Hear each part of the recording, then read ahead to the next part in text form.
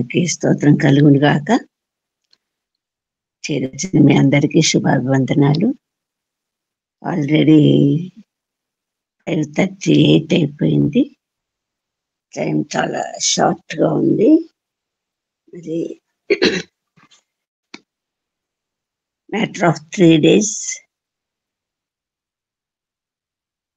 నూతన సంవత్సరంలో ప్రవేశింపనేంటున్నాం. మనము నూతన కాలం అంతా కూడా గడిచిన 12 నెలలు ఆల్మోస్ట్ ఆల్ ఎండ్ అయిపోయింది. మనందరినీ కూడా సజీవ లెక్కలు చేర్చి కాచి కాపాడి అన్ని విషయాలలో, అన్ని రీతులుగా, అన్ని సందర్భాలలో ప్రభు మనందరినీ బలపరుస్తూ తిరిగి ఒక నూతన సంవత్సరంలో ప్రవేశింపచేస్తారన్న నమ్మకంతో ఆయనకు స్తుతులు స్తోత్రాలు చెల్లిస్తూ అత్యవసరంగా ప్రతి వారికి అవసరమైనటువంటి నూతన పరచబడటము అన్న అంశం మీద మనం ధ్యానించుకోబోతూ దాని గురించి ప్రార్థిస్తాం. ప్రభువును అందరిని బట్టి స్తుతిస్తాము, స్తోత్రం చెల్లిస్తాము. ఒక వచనం మాత్రం పాడుకొని వాక్యంలోకి వెళ్దాము. నూతన పరచుము దేవా నీ కార్యములు మాయడేలా, నూతన పరచుము దేవా నీ కార్యములు మాయడేలా. సంవత్సరాలెన్నో జరుగుచున్నను, నూతన పరచుము మా సమస్తము. సంవత్సరాలెన్నో జరుగుచున్నను, నూతన పరచుము మా సమస్తము. పాతవి గతించిపోవును, సమస్తము నూతన మగును. నీలో ఉత్సహించుచు నీకై ఎదురు చూతుము, నూతన పరచుము దేవా నీ కార్యములు మాయడేలా. ప్రతి ఉదయం నీ వాత్సల్యముతో నన్ను ఎదుర్కొందు, నీదు కరుణతో తరములలో ఇలా సంతోష కారణముగా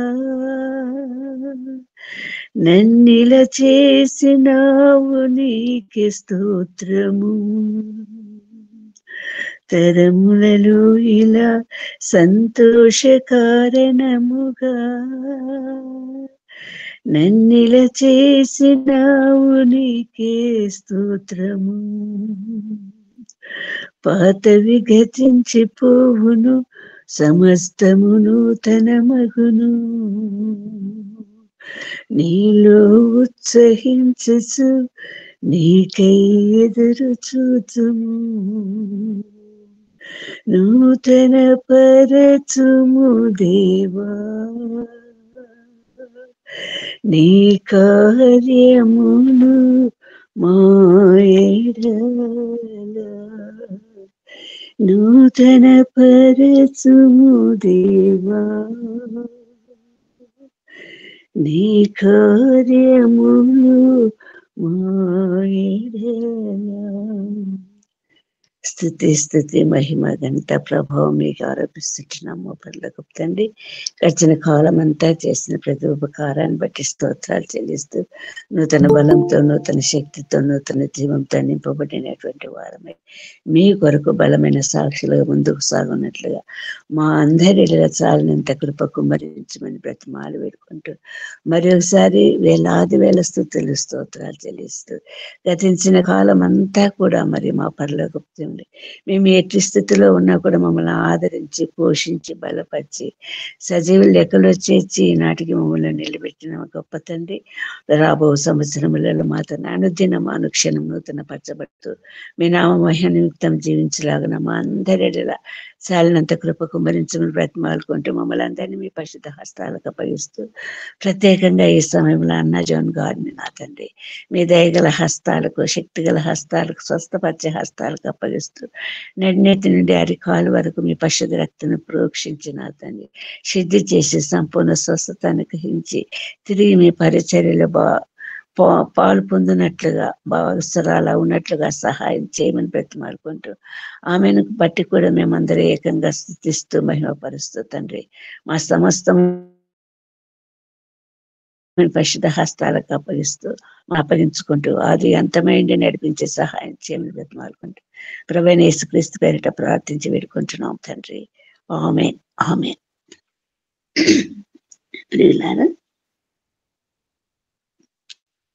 2087 BCలో జన్మించినటువంటి ఆర్కిమిడిస్ అని శాస్త్రజ్ఞుడు, గొప్ప శాస్త్రవేత్త, మెథమెటిషియన్, ఇంజనీర్, ఆస్ట్రానమర్, ఇన్వెంటర్, సిసిలీకి చెందినవాడు.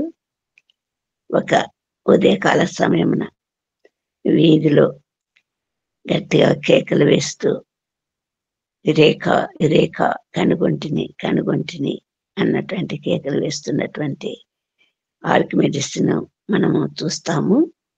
మరి 28, 29 మధ్య కాలంలో బాప్తిస్మమిచ్చే యోహాను, అరణ్యంలో కేకలు వేసే యోహానును మనం చూస్తుంటున్నాము. యూదారణ్యంలో కేకలు వేస్తున్నటువంటి యోహానును చూస్తుంటున్నాము. దానికి మరి ఆర్కిమిడిస్ కు సంబంధం ఏంటి అన్నటువంటి ఆలోచన మీకు రావచ్చు, కానీ ఖచ్చితంగా అది భౌతికమైనప్పటికీ ఆర్కిమిడిస్ కనుక్కున్నటువంటి విషయంలో మరి ఒక స్వచ్ఛత, పరిశుద్ధత, బంగారాన్ని గురించినటువంటి ఇన్వెన్షన్ మరి ఆర్కిమిడిస్ కనుక్కోవటం జరిగింది. మరి జాన్ బాప్తిస్మమిచ్చే యోహాను కూడా అటువంటి స్థితిలోనే కేకలు వేస్తూ ఒక మార్గాన్ని చూపించినటువంటిది, ఒక శుద్ధ సువర్ణం లాగా మనమంతా కూడా ప్రకాశించాలని, పరిశుద్ధపరచబడినటువంటి సువర్ణం లాగా సన్నని తీగలు రేకులుగా సాగగట్టుబట్టి అనువైన ఆభరణంగా, దేవునికి అనువైన ఆభరణంగా మరి తయారు చేయగలిగినటువంటి ఆ స్వచ్ఛత కలిగినటువంటి ఆ బంగారం లాంటి స్థితిలోనికి నడిపించబడే మార్గాన్ని సూచిస్తూ కేకలు వేసినటువంటి యోహాను మనం చూస్తుంటున్నాము. మరి ఆర్కిమిడిస్ కనుగొన్నది ఏంటంటే, అప్పుడి రాజు కిరాన్ దేవుళ్ళ పిచ్చి, విగ్రహాల పిచ్చి ఉన్నవాడు, దేవునికి బంగారంతో కిరీటం చేయాలనుకున్నాడు.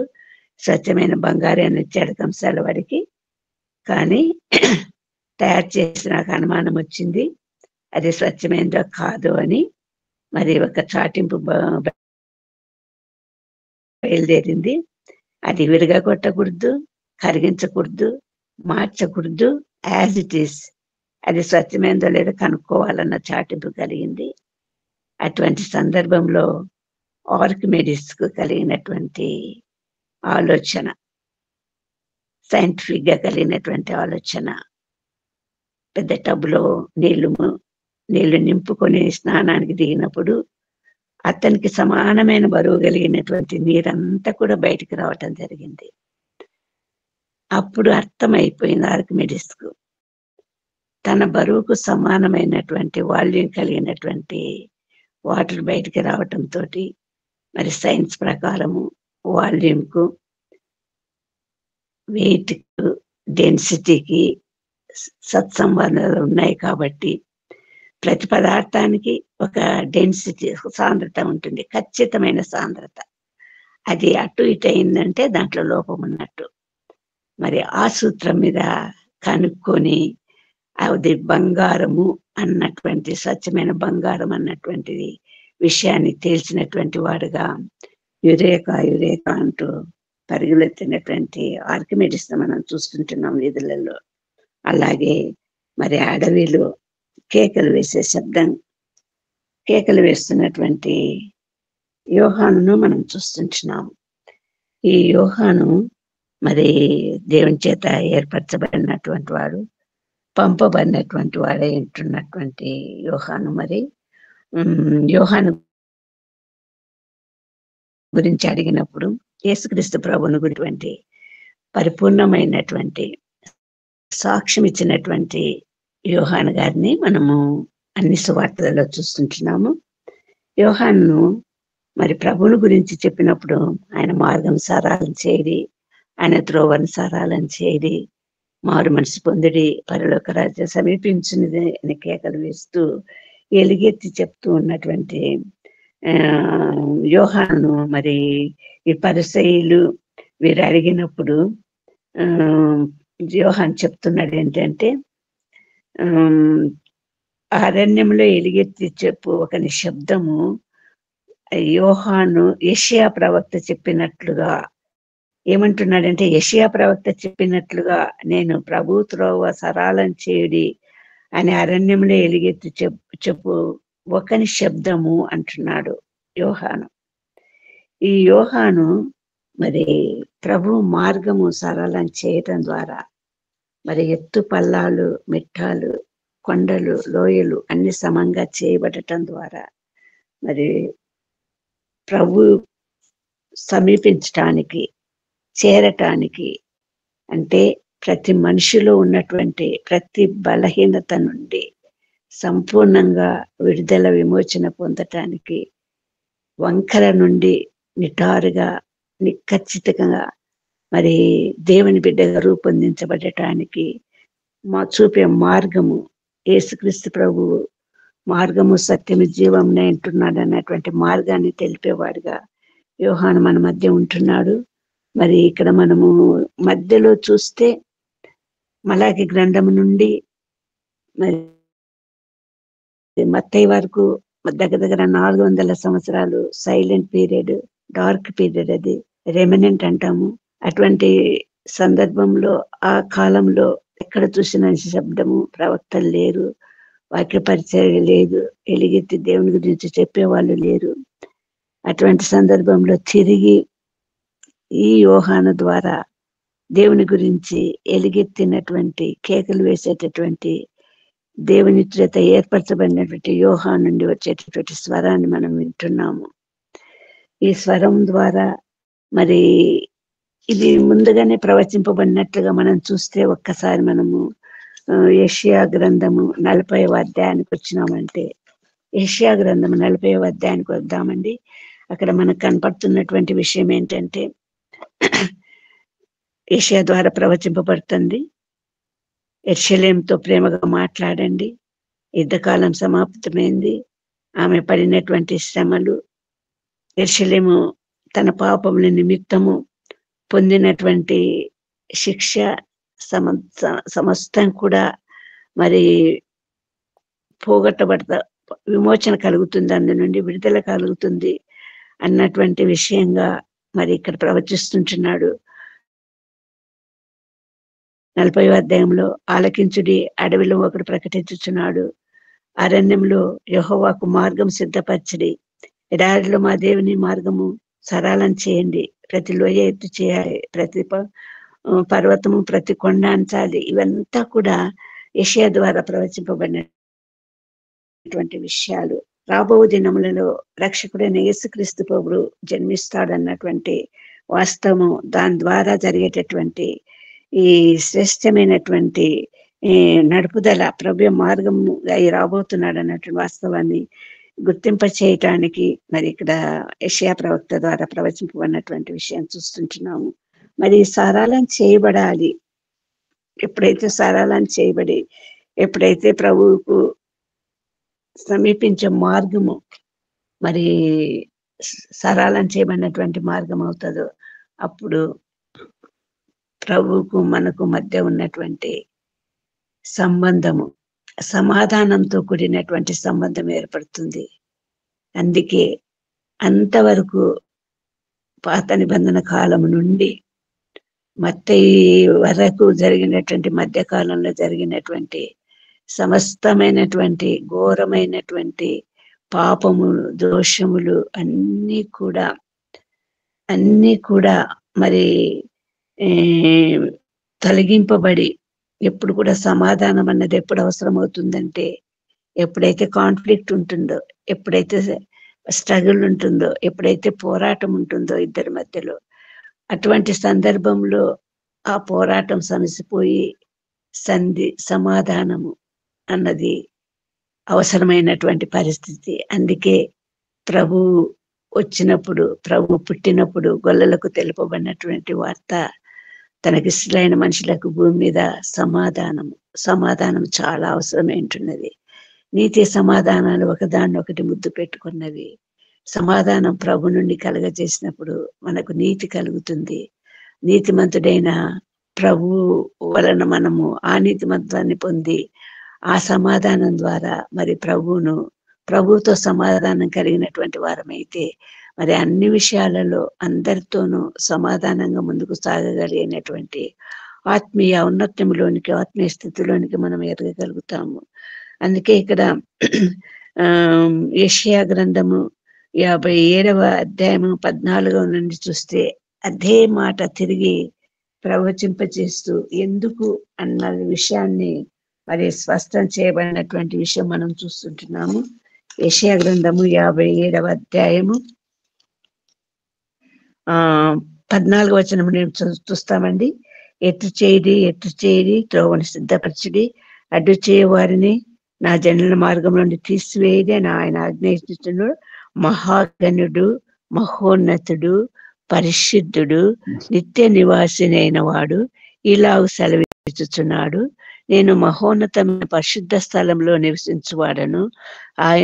ఆయనను వినయం గల వారి ప్రాణమును ఉజ్జీవింపచేయటకును, నలిగిన వారి ప్రాణము ఉజ్జీవింపచేయటకును, వినయం గల వారి యొద్ద, దీన మనసు గల వారి యొద్ద నివసించుచున్నాను.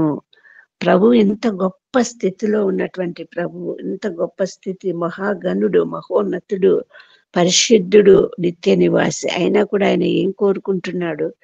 మన నుండి ఏం కోరుకున్నాడు అంటే నలిగిన, విరిగిన హృదయములు కలిగిన వారిని, అటువంటి స్థితిలో ఉన్న వారిని ఉజ్జీవింప చేయటానికి ప్రభు సిద్ధపడి ఉంటున్నాడు. అటువంటి వారి దగ్గర నేను నివసిస్తానంటున్నాడు. అందుకే ప్రభు మన మధ్యకు వచ్చింది. అందుకే మన జీవితాలు, నలిగిన జీవితాలు, చితికిన జీవితాలు, పాడైపోయిన జీవితాలు, కృంగిపోయిన జీవితాల నుండి ఉజ్జీవింప చేయటానికి, తిరిగి నిలబెట్టడానికి, తిరిగి జీవంతో నింపటానికి ప్రభు మన మధ్యకు వచ్చినట్లు మనకు కనిపిస్తా ఉంది. మరి ఇక్కడ యోహాను గట్టిగా కేకలు వేస్తూ మరి చాటించినది ఎందుకంటే ఇలాంటి కేకలు, ఇలాంటి రోదనలు, ఇలాంటి కన్నీళ్లు మనల్ని నూతన పరిచయమే కాకుండా అనేకుల కోసము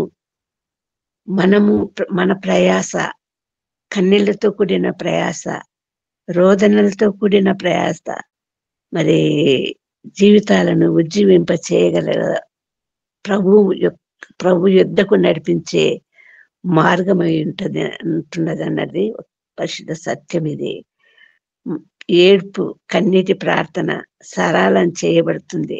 కన్నీటి ప్రార్థన ఎత్తు పల్లాలను, మిట్టలను, రాళ్లమయమైనటువంటి కంటకమైనటువంటి దారులను మరి సరళం చేసేటువంటి శక్తి కలిగినటువంటి కన్నీటి ప్రార్థన చాలా అవసరమైంది. అందుకే యేసుక్రీస్తు ప్రభు వారు ఆయన శరీరధారి అయిన సమయంలో మరి మహారోదనంతోనూ, ఇంగ్లీష్ వర్షన్లో అయితే లౌడ్ క్రైస్ అని ఉంది, మహారోదనంతో, కన్నీళ్లతో తన్ను మరణం నుండి రక్షింపగల వానికి ప్రార్థనలు, యాచనలు సమర్పించి భయభక్తులతో కలిగి ఉన్నందున ఆయన అంగీకరింపబడెను.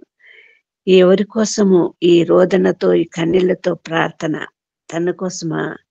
తను ప్రేమించినటువంటి లోకం కోసము, తను ఉజ్జీవింప చేయవలసినటువంటి లోకం కోసము తనను తిరిగి మరణ స్థితిలో నుండి జీవపు స్థితిలోనికి నడిపించడానికి చేయవలసినటువంటి ప్రార్థన ప్రభు అనుదినము అనుక్షణము మరి అరణ్య ప్రాంతాలలో మరి ఒంటరిగా ప్రభు ప్రార్థించినట్లు మనం చూస్తుంటున్నాము. ఈ స్థితి అన్నది మన జీవితాలలో కూడా చాలా అవసరము. మనము కూడా మన జీవితాలలో అనేకమైన కృంగుబాట్లకు లోనయ్యే పరిస్థితులు, అనేక దౌర్భాగ్య స్థితిలోనికి నెట్టబడే సమయాలు, అనేకమైనటువంటి క్లిష్టతరమైన సమస్యలు ఎదుర్కొనే సమయాలు, చావు బతుకుల మధ్య కొట్టుమిట్టాడే సమయాలు మనకెన్నో వస్తూ ఉంటాయి.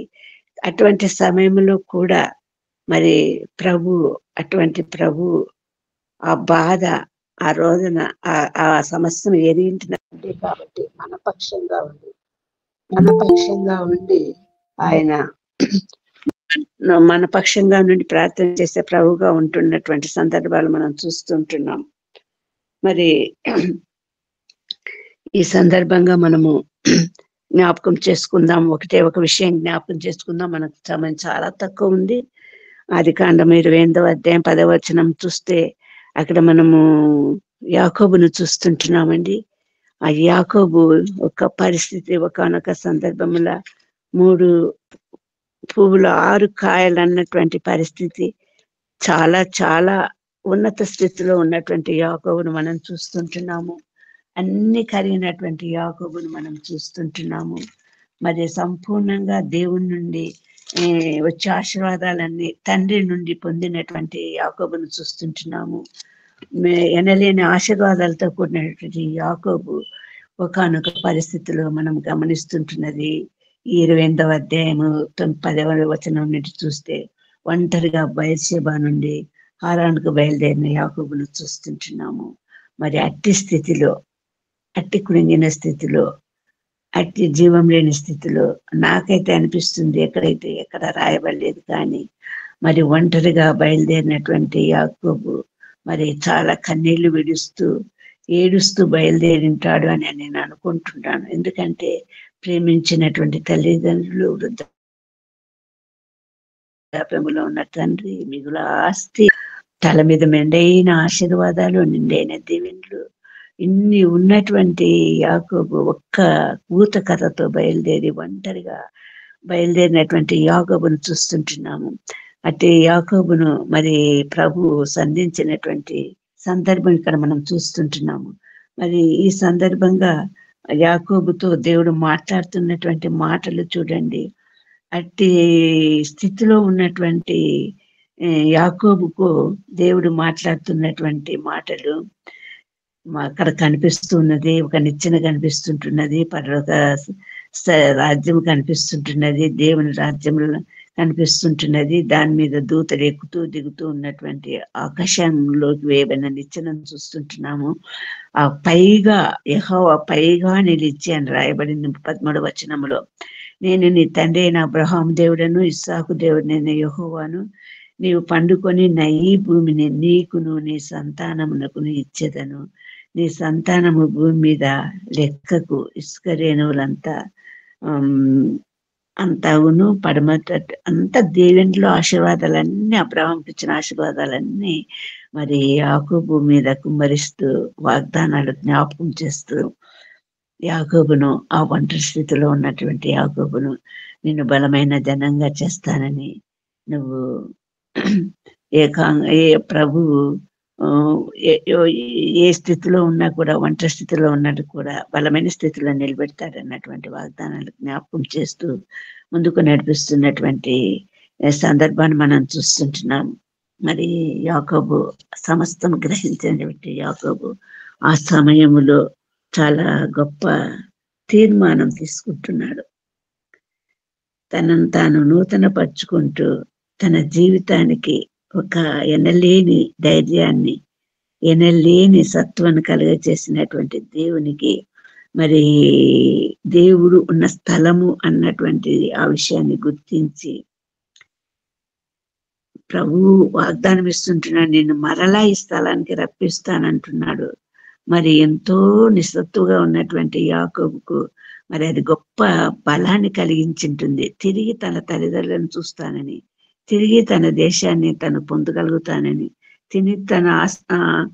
తన ఆస్తిని పొందగలుగుతానన్నటువంటి ధైర్యంతో ముందుకు నడిచినటువంటి ఈ యాకోబుని ఇక్కడ మనం చూస్తుంటున్నాము. మరి యాకోబు తీసుకునే నిర్ణయాలు చూడండి. ఆ స్థలానికి బేతేల్ అని పేరు పెట్టాడు. ఇక్కడ 19వ వచనం నుండి మనం చూస్తే ఆ స్థలానికి బేతేల్ అని పేరు పెట్టాడు. అప్పుడు యాకోబు ఏమంటున్నాడంటే, నేను తిరిగి నా తండ్రి ఇంటికి క్షేమంగా వచ్చినట్లు దేవుడు నాకు తోడయింది. నేను వెళ్ళుచున్న ఈ మార్గంలో నన్ను కాపాడి తినుటకు ఆహారం, ధరించుకుంటకు వస్త్రం నాకు దయచేసినట్లా యెహోవా నాకు దేవుడైండును. సంపూర్ణంగా నేను దేవుని అంగీకరిస్తాను. అంతవరకు మనకు ఏ సందర్భంలో యాకోబు దేవునితో సంప్రదించినట్టు గాని, మాట్లాడినట్టు గాని, మరి దేవునితో సహవాసంలో ఉన్నట్టు కానీ మనకు కనిపించదు. ఎప్పుడైతే దేవుడు బలపరిచాడో అప్పుడు వెంటనే యాకోబు ఏమంటున్నాడంటే, మరి ఇవన్నీ నాకు జరిగినప్పుడు ఆయన నాకు దేవుడై ఉంటాడు. మరియు నేను స్తంభంగా నిలిపిన ఈ రాయి దేవుని మందిరం అగును అంటున్నాడు. మరి నీవు నాకు ఇచ్చే యావత్తులో 10వ వంతు నిశ్చయంగా నీకు చెల్లించదని మొక్కుకుంటున్నాడు. ఒక నిర్ణయం తీసుకుంటున్నాడు. శ్రేష్టమైనటువంటి నిర్ణయం తీసుకుంటున్నాడు. తన జీవితంలో తనకు దేవుడు బలపరిచినటువంటి ఆ స్థలములో ఒక మందిరము స్తంభంగా ఒక రాయి నిలిపాడు. ఆ స్థలములో ఆ రాయి మందిరంగా అవుతుంది అన్నటువంటి ఒక దృఢమైనటువంటి నిశ్చయిత కలిగినటువంటి యాకోబును చూస్తుంటున్నాము. అంతేకాదు యావత్తులో 10వ వంతు దశమ భాగం దేవునికి ఇస్తానని మొక్కుకుంటున్నటువంటి యాకోబును చూస్తుంటున్నాము. ప్రియులారా, మరి గత సంవత్సరాలలో మనము ఎటువంటి చేదైన మారానుభూలైన చేదైన దారులలో మార్గాలలో వచ్చి ఉండవచ్చు. కానీ మనల్ని ఇంతవరకు బలపరిచిన దేవుడు మనతో ఉన్నాడు కాబట్టి ఈనాడు మనం సజీవుల లెక్కలో చేరి ఉంటున్నటువంటి విషయాన్ని మనం జ్ఞాపకం చేసుకోవాలి. మన స్థితి ఎటువంటిదైనా కూడా మరి నూతన పరచబడటం అనేది చాలా అవసరమై ఉంటున్నది.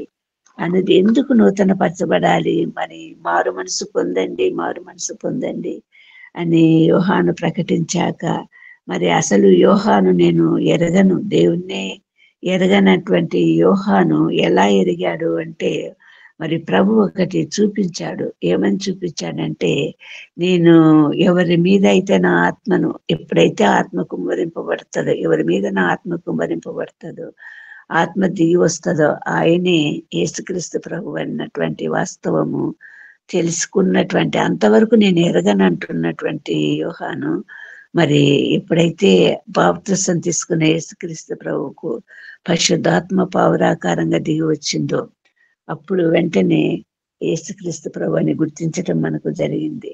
నూతన పరచబడటము అన్న అంశంలో మనం ముందుకు సాగుతూ ఉన్నటువంటి వారంగా ఉంటున్నాము. మరి మన జీవితాలలో ఆ నూతన పరచబడటము చాలా అవసరము.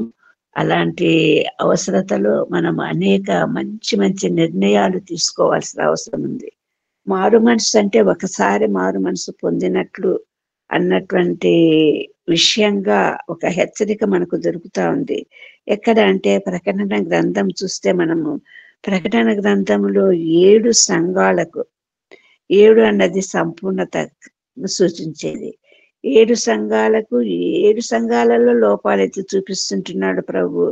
తిరిగి మారు మనసు పొందండి అంటున్నాడు. ప్రతి సంఘంలో లోపం చూపిస్తుంటున్నాడు. ఆ లోపాలన్నిటిలో నుంచి తిరిగి మారు మనసు పొందండి అంటున్నాడు. అంటే అనుక్షణము మనము నూతన పరచబడటము చాలా అవసరము. అప్పుడే నూతన పరచడం ద్వారా ఆయన కార్యాలు మన విషయంలో ఆయన కార్యాలేవో మనకు తెలియజేయబడతాయి. అందుకే మరి యోహాను రాసిన పత్రికలో కూడా మనము ఆత్మ వర్ధిల్లుచున్న కొలది అని దేవుని మాటలు మనం చూస్తుంటున్నాము. నూతన పరచబడటం ద్వారా, అనుదినము నూతన పరచబడటం ద్వారా మనము ముందుకు సాగే వారం అయినప్పుడు మాత్రమే దేవునిలో మనకు పరిపూర్ణత, సంపూర్ణత మనకు లభిస్తుందన్నటువంటి వాస్తవము మనము గ్రహించవలసినటువంటి అవసరం ఉంది. మరి ఈ సంఘాలలో ప్రభు మాట్లాడినప్పుడు ప్రతి బలహీనతను ఎత్తి చూపినటువంటి సందర్భం మనము చూస్తుంటున్నాము. ప్రియులారా, మరి ఆ విషయానికి వస్తే నిజమే. మరి సమాజ మందిరంలో ప్రభు చెప్తున్నాడు, ఈమె అబ్రహాం కుమార్తె అని. నడుము వంగిపోయినటువంటి స్త్రీని మనం చూస్తుంటున్నాము. ఆ మనస్సు అనే నడుము కట్టుకొని నిబ్బరంగా ఉండాల్సినటువంటి స్థితి, మరి అక్కడ వంగిపోయినటువంటి నడుము కలిగినటువంటి స్త్రీ సమాజ మందిరంలో దేవుడి సన్నిధిలో కనిపిస్తుంది.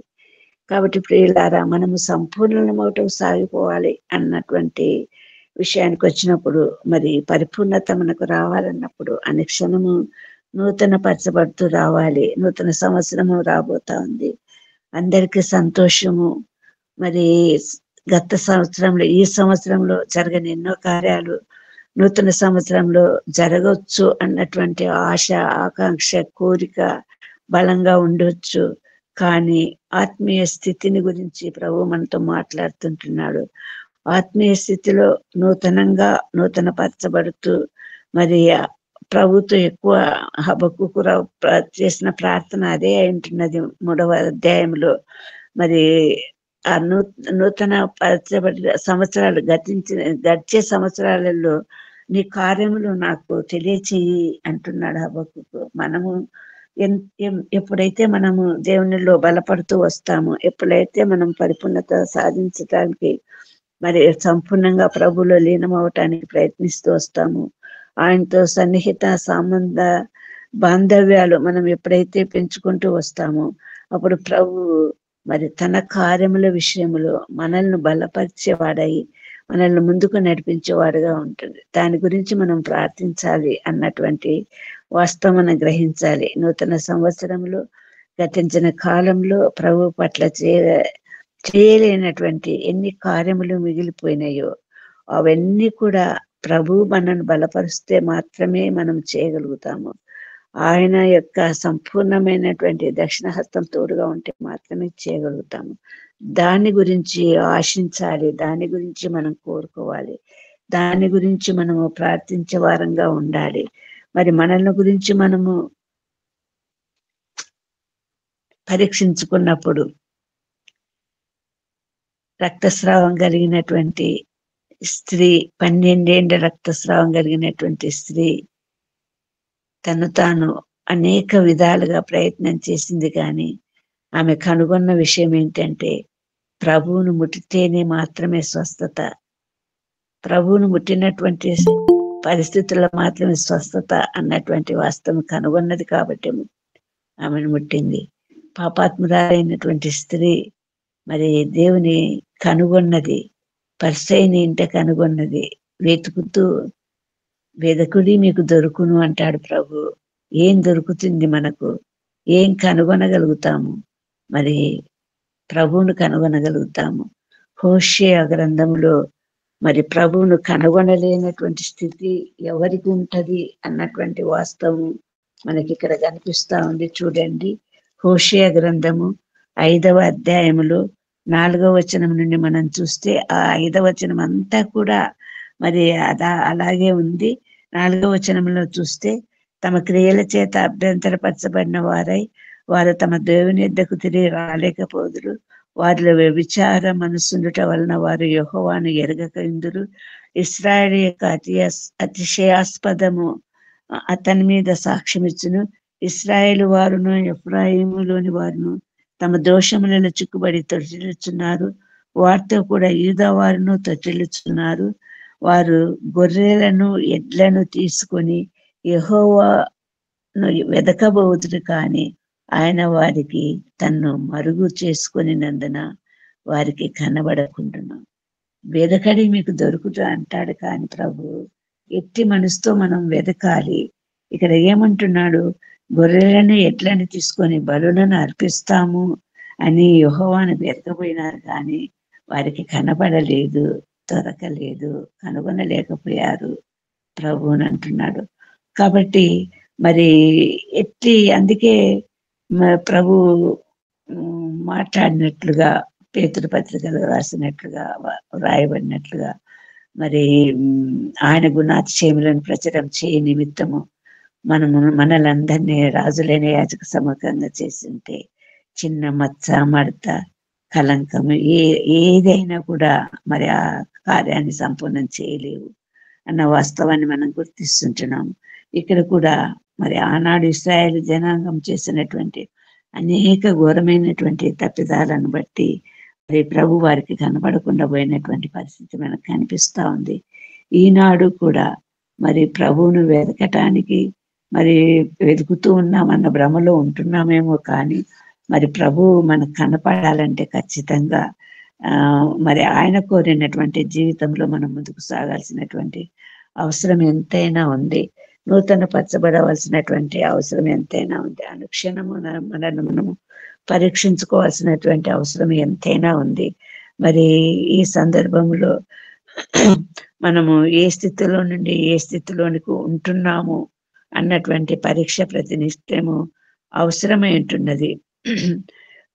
ప్రభు మనకు ఇస్తున్నటువంటి సందేశం ఏంటంటే అసంపూర్ణలం కాక సంపూర్ణలమై ముందుకు సాగాలన్నది.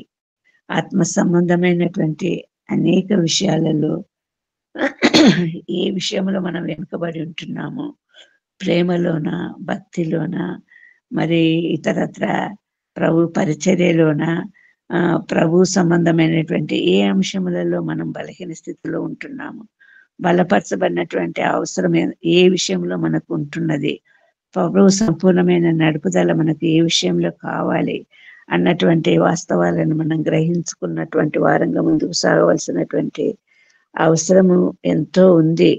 ఆయనను సంపూర్ణంగా ప్రేమించినప్పుడు మాత్రమే మరి ఆయన పట్ల మనము సజీవమైనటువంటి సాక్షులుగా ముందుకు సాగగలిగిన స్థితి మనకు కనిపిస్తుంది. ఎందుకంటే ప్రభు అంతరంగం ఎరిగిన వాడు, అంతరేంద్రియాలు ఎరిగిన వాడు, పరిశోధించే దేవుడు. ఆయన మనలో ఏ లోపాలను కనుగొంటున్నాడో, ఏ లోపాలను ఎత్తి చూపిస్తుంటున్నాడో వాటన్నిటిని మనము గుర్తించిన వారంగా పశ్చాత్తాపము పొందుతూ, మారు మనసు పొందుతూ మరి జీవితంలో ముందుకు సాగాల్సిన అవసరం ఎంతైనా ఉంది. మరి ఒక నూతన సంవత్సరంలో ప్రవేశింపబోతుంటున్నాము. దినాలు గడిచే కొద్దీ, సంవత్సరాలు గడిచే కొద్దీ మరి ప్రభువులో మరింత బలపడాల్సిన అవసరం ఎంతో ఉంటుండగా అటువంటి స్థితిలోనికి మనమందరం నడిపించబడాలని దేవుని కోరుకుందాము. మరి ప్రభు చెప్పినట్లుగా చెవి గలవాడు వినుటకు చెవి గలవాడు వినుగాక అన్నట్లుగా ప్రభు చెప్పినటువంటి ప్రతి ఆత్మీయ సత్యాలను మనం గ్రహించినటువంటి వారంగా మన జీవితాలలో ముందుకు సాగుతూ మరి రాబో సంవత్సరంలో ప్రభు ఖచ్చితంగా మనందరినీ ఇంతకాలము నడిపించిన ప్రభు మరి రాబో సంవత్సరంలో కూడా నూతనంగా మనందరినీ ప్రవేశపెడతాడన్న నిరీక్షణ కలిగినటువంటి స్థితిలో మనమందరం కూడా నవీన స్థితిలోనికి నడిపించబడి నూతన పరచబడి ముందుకు సాగటానికి మరి ప్రయాసపడదాము. ప్రభును ప్రార్థించుదాము, కోరుకుందాము. మరి ఒకసారి అందరం కలిసి నూతన పరచమన్న ఒక్క వచనం మాత్రం పాడుకొని ముగించుకుందాము. నూతన పరచుము దేవా నీ కార్యములు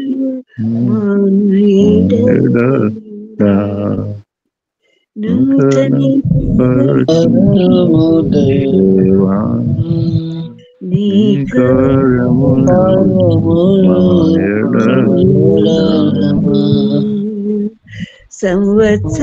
సంవత్సరాలెన్నో జరుగుచున్నను నూతన పరచును సమస్తను సంవత్సరాలెన్నో జరుగుచున్నను నూతన పరచును సమస్తము పాతవి గతించిపోయెను సమస్తము నూతనమగును నీలో ఉత్సహించు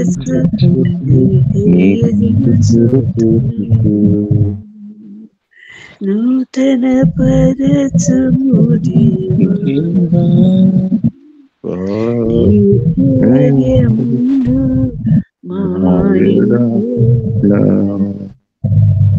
దేవుడి కొద్ది వాక్యమును దీవించి ఆశీర్వదించుగాక. ఆమేన్ ఆమేన్. చాలా చక్కగా వాక్యమును వివరించిన గ్రేస్ మనోరంజనమ్మ గారికి వందనాలండి. ఎలీషా పాస్టర్ గారు ప్రార్థన చేస్తారా?